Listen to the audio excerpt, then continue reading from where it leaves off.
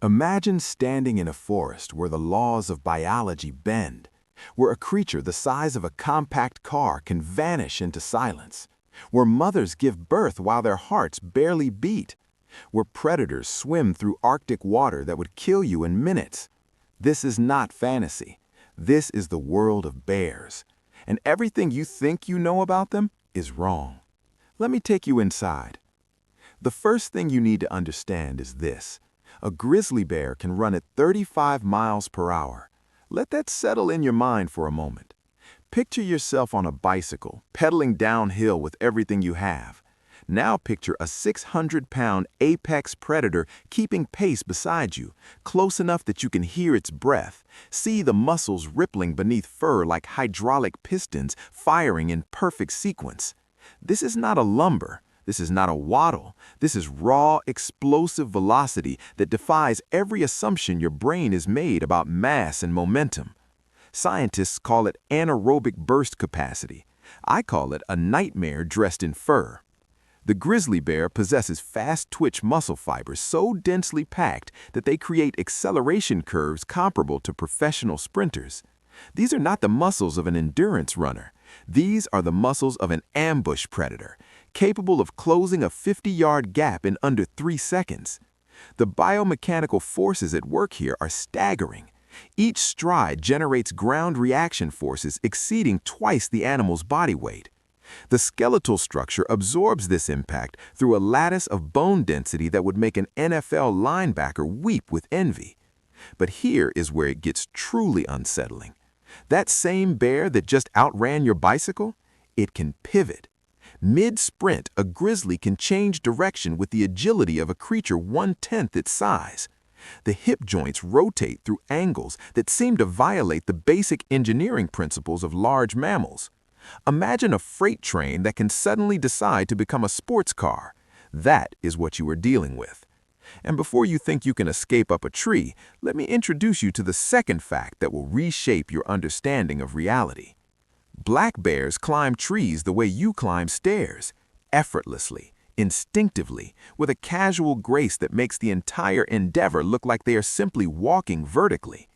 A full-grown black bear weighing up to 400 pounds can ascend an 80-foot pine in less than 30 seconds. Picture that. Picture yourself at the base of a tree, gasping for air, convinced you have found sanctuary. Now picture looking up and seeing a creature the weight of 2 refrigerators flowing upward like water running in reverse. The mechanics of this are almost poetic in their brutality. Bear claws are not like cat claws. They do not retract. They are permanent, curved daggers made of keratin reinforced with calcium deposits that create a material harder than most woodworking tools. Each claw measures up to 4 inches in length and curves at a precise angle optimized for gripping bark. When a bear climbs, it is not pulling itself up. It is punching hundreds of tiny anchors into the tree and using them as a ladder that it creates in real time. The forelimb muscles that power this ascent are a masterpiece of evolutionary engineering. The biceps brachii and the brachioradialis work in concert with a shoulder girdle so robust that it can support the entire body weight on a single limb. Imagine doing a one-armed pull-up while weighing 400 pounds. Now imagine doing it repeatedly for 80 feet without breaking stride. But climbing up is only half the story. Descending is where things get truly bizarre. Bears climb down trees backwards, always, without exception. This is not a preference. This is a biological necessity dictated by the angle of their claws and the distribution of their weight. They back down trunk first, moving with the same fluid confidence they displayed on the way up. It is a process that looks unnatural, almost alien, like watching a film played in reverse. Yet it works because evolution has spent millions of years perfecting the angles, the muscle ratios, the center of gravity calculations. You want to escape a bear? Trees will not save you. Running will not save you. So what will? Let me take you somewhere even more improbable. The Arctic Ocean in winter is a graveyard for warm-blooded life. Water temperatures hover around 28 degrees Fahrenheit, just above the freezing point of salt water. A human without protection would experience cold shock within 60 seconds, lose meaningful motor control within 5 minutes, and slip into unconsciousness within 15. This is not water, this is liquid death. Now imagine a polar bear diving into it, not hesitating, not testing the temperature with a paw, just launching its 1,000-pound body off an ice shelf and disappearing beneath the surface like it is diving into a heated pool. Polar bears can swim for days, not hours, days. They have been tracked swimming continuously across open ocean, propelling themselves through water that would kill most mammals faster than cyanide. The biological adaptations that make this possible are almost obscene in their efficiency. Start with the fur. What looks like white hair is actually transparent hollow tubes that trap air and create an insulation layer so effective that polar bears barely register on thermal imaging cameras. The skin beneath that fur is black, absorbing every photon of solar radiation that penetrates the Arctic atmosphere. This is a creature that has turned itself into a living thermos bottle. But insulation alone would not be enough. Swimming generates metabolic heat, but it also strips that heat away through contact with freezing water. The polar bear solves this through a subcutaneous fat layer measuring up to 4 inches thick across the rump and shoulders. This is not jiggly fat. This is structural fat, dense and fibrous, engineered to maintain its insulative properties even under the mechanical stress of swimming. It is the biological equivalent of a wetsuit made of lard. The swimming technique itself is mesmerizing in its relentlessness. Polar bears use only their front paws to swim, paddling in a rhythm that would look almost leisurely if it were not so relentless. The hind legs trail behind, acting as rudders. Each paw measures up to 12 inches across, webbed between the toes, functioning as organic paddles that push water with shocking efficiency. The muscle endurance required for this is staggering. These are marathons measured not in miles, but in days, powered by a cardiovascular system that can sustain aerobic metabolism for periods that would cause most athletes to collapse. And when they finally haul themselves back onto ice, there is no shivering, no hypothermia, no recovery period. They simply shake off the water and continue hunting as if they had taken a casual stroll. But swimming through Arctic oceans is not even the strangest aquatic feat in the bear family. For that, we need to travel to the rivers of Alaska. Grizzly bears catch salmon out of mid-air. Read that again. These 1,000-pound carnivores position themselves at waterfalls where salmon are leaping upstream, and they snatch fish out of the air with the precision of an outfielder catching a fly ball. The reaction time required for this borders on the superhuman. A salmon jumping a waterfall is traveling at speeds exceeding 15 miles per hour. It's a wet, silver missile with an entirely unpredictable trajectory, distorted by water spray and moving through 3-dimensional space. The bear must track this movement, calculate intercept vectors, and execute a strike within a window measured in tenths of a second. The neural processing required for this is remarkable. Bear brains possess a visual cortex that processes movement with the same frame rate as predatory birds. They can distinguish individual fish in a churning mass of water, identify the exact moment of a jump, and position their jaws with precision measured in inches. The jaw muscles themselves generate bite forces exceeding 1,200 pounds per square inch, enough to crush bone, but deploy with such control that they can grip a salmon without destroying it. What you are watching is not luck. What you are watching is a predator that has refined a hunting technique over millennia, turning an improbable task into routine caloric intake. Some grizzlies have been observed catching over 30 fish in a single day during peak salmon runs, consuming upwards of 90 pounds of protein and fat. This is not eating, this is industrial harvesting powered by flesh and instinct. But if you think catching flying fish is impressive, wait until you learn what bears do when they are not eating at all. Hibernation is not sleep. Let me be absolutely clear about this. When a bear enters his den for winter, it is not curling up for a long nap. It is performing a biological magic trick that defies the fundamental laws of mammalian metabolism. For up to 7 months, a bear will not eat, drink, urinate, or defecate. Its heart rate will drop from 50 beats per minute to as low as 8. Its body temperature will decrease, but not into the deep torpor of true hibernators like ground squirrels. This is something else entirely. This is metabolic stasis. Here is where it gets truly bizarre.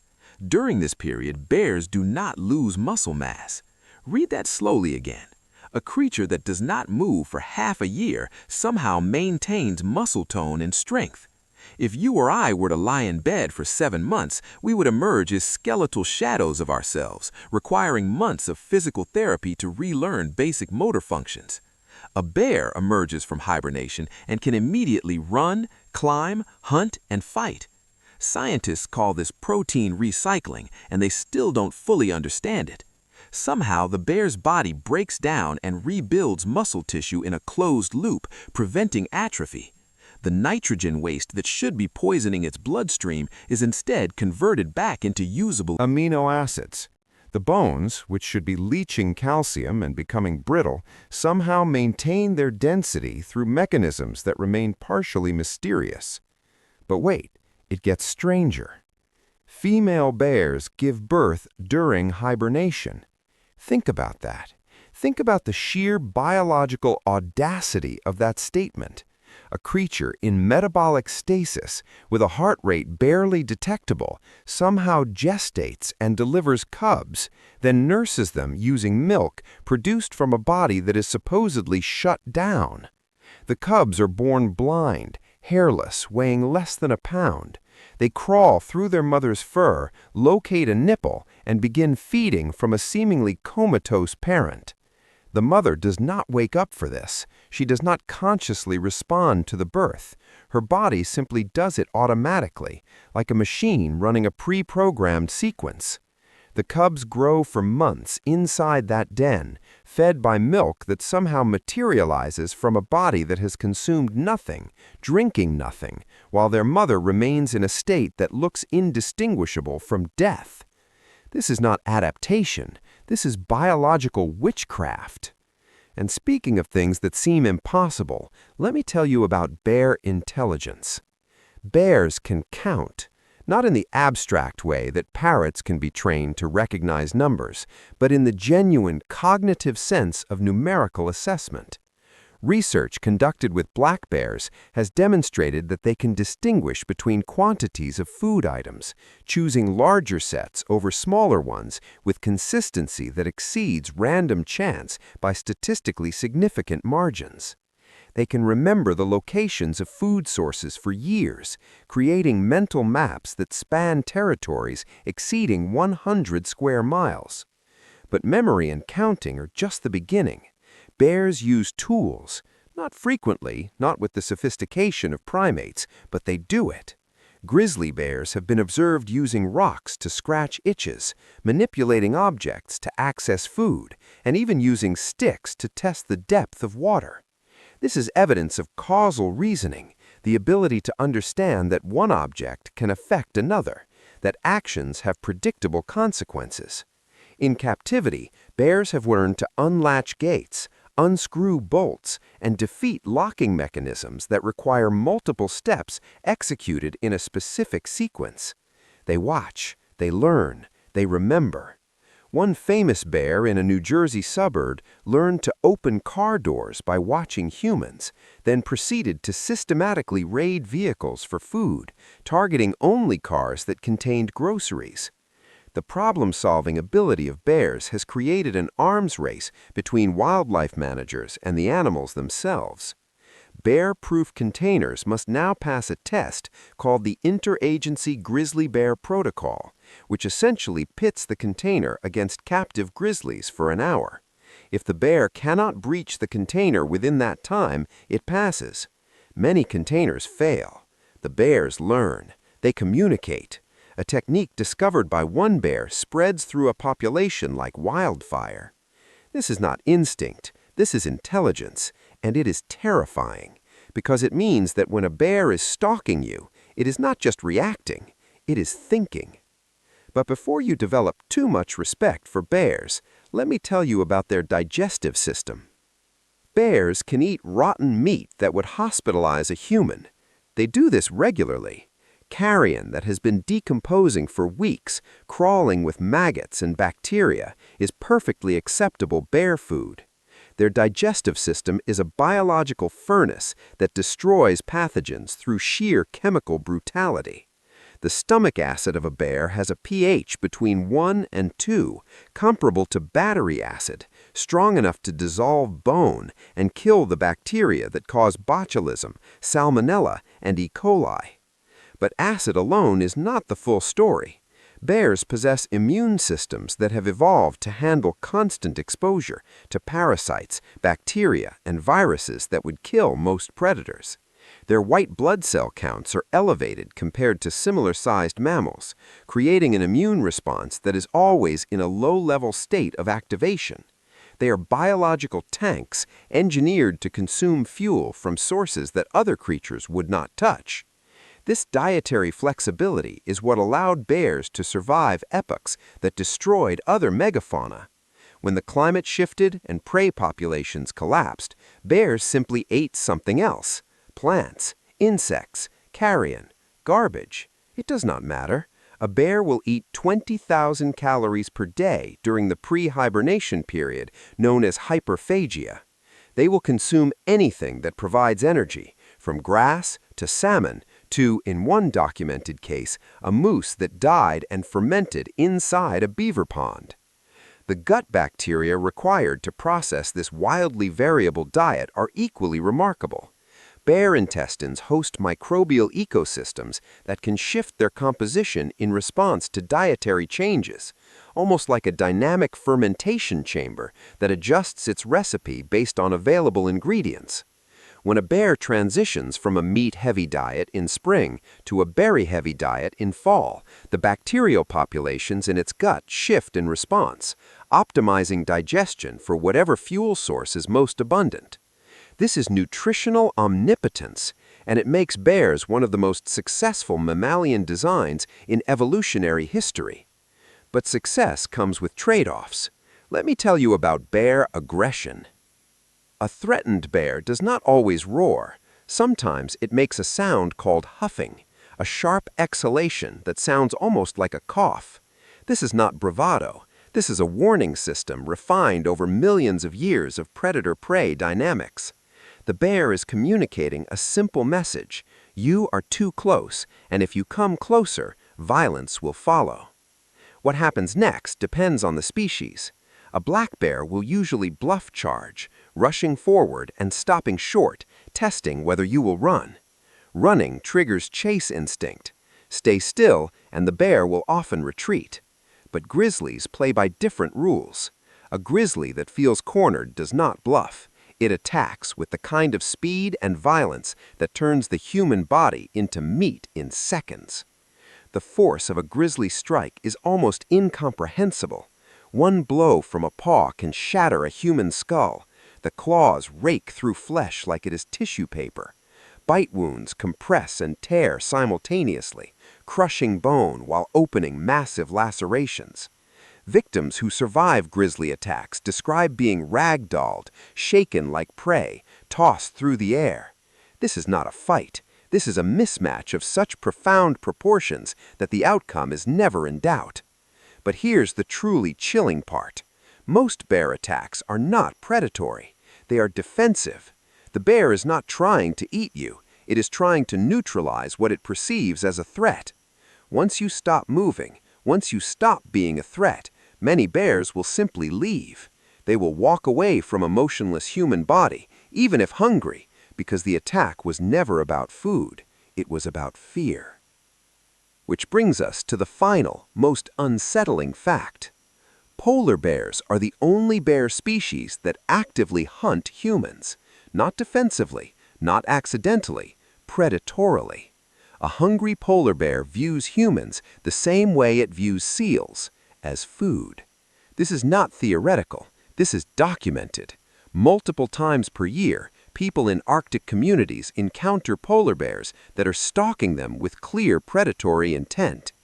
The hunting strategy is methodical. The bear will track you from a distance, assessing your vulnerability. It will wait for isolation, for darkness, for opportunity. Then it will close the distance in a rush that gives you seconds to react. There are no warning signs, no huffing, no bluff charges, just sudden, overwhelming violence. This represents an evolutionary divergence. Black bears and grizzlies evolved in environments where humans were rare and posed legitimate threats through tools and fire and numbers. Polar bears evolved in one of the most hostile environments on Earth, where calories are scarce and every meal requires life or death effort. To a polar bear, you are not a threat, you are an opportunity. You are protein and fat walking on two legs, slow and weak and easy to catch. Communities in places like Churchill, Canada, have developed protocols for this. You do not walk alone at night. You carry firearms. You watch the horizon. Because somewhere out there, in the white emptiness of the Arctic, there might be a predator watching you back, calculating distances, waiting for its moment. So, what have we learned? That bears are faster than your instincts believe possible, that they climb with impossible grace, that they swim through liquid death like warm water, that they catch fish out of the air, sleep for months without dying, count and remember and think, that they eat death and digest it, that they can kill with casual ease, that at least one species views you as food. These are not the teddy bears of childhood. These are not the cartoons. These are apex predators wearing a deceptive coat of fur, engineered by evolution to survive and dominate in environments that would destroy lesser creatures. They are nightmares made real, walking contradictions that should not exist but do, thriving on every continent except Antarctica. Australia. The next time you see a bear, remember this. You are not looking at an animal. You are looking at millions of years of survival distilled into teeth and claws and muscle, wrapped in fur, powered by a brain that is solving the same problem every moment of its existence. How do I keep living in a world designed to kill me? And the answer, written in every cell of its body, is simple and terrifying. By being better at violence than everything else. That is the truth about bears. Not cute, not cuddly, just relentlessly, brilliantly, impossibly alive.